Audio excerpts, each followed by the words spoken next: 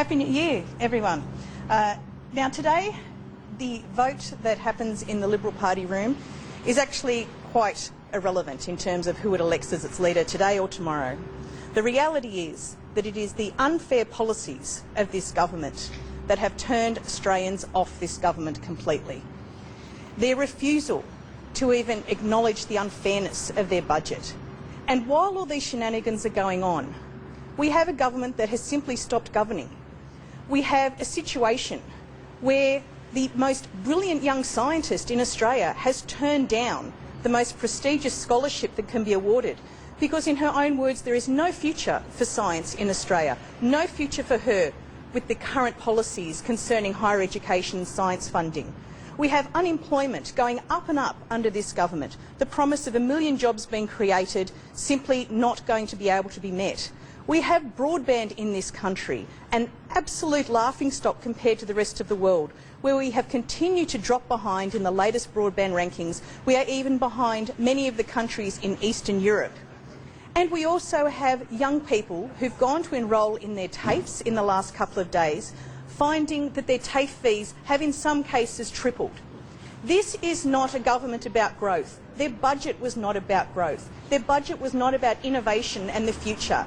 These are inward-looking people, and irrespective of what happens in that party room, this is a government, all of its members, all of its ministry and all of its backbenchers committed to their budget of unfairness and simply taking Australia backwards. You must be quite pleased with today's news poll. Labor has a 14-point lead over the government. I think when you look at these polls, as a person in opposition and as someone who has always put her electorate first, the reality is that you only have to listen to people who are talking to you to know that this government is on the nose. So I don't need any polls to tell me what people think about this government. People in the street tell me all the time, this is a government of unfairness, this is a government of arrogance. Let's remember, this is a government that is barely just over 1 calendar year old, that came in with a massive majority, whose members are on massive margins. And it's been their arrogance, their hubris, that has taken them to this point. What's the mood on the Labor front bench? Are they hoping a spill motion will fail? I think the mood on the front bench from the colleagues I've spoken to is that we need to remain focused on the policies of this government and us as the alternative government. We are the only side of this parliament at the moment who is actually devising policy and thinking about and listening to people about what's good for Australia. We are the only people in this parliament doing that. Is this spill making you guys feel a little nostalgic? Not at all. I think that we learnt our lesson, Peter, from the events over the last parliament, and we took action on it. We actually changed our rules so that it can't happen again. The reality also is that this didn't happen 20 years ago.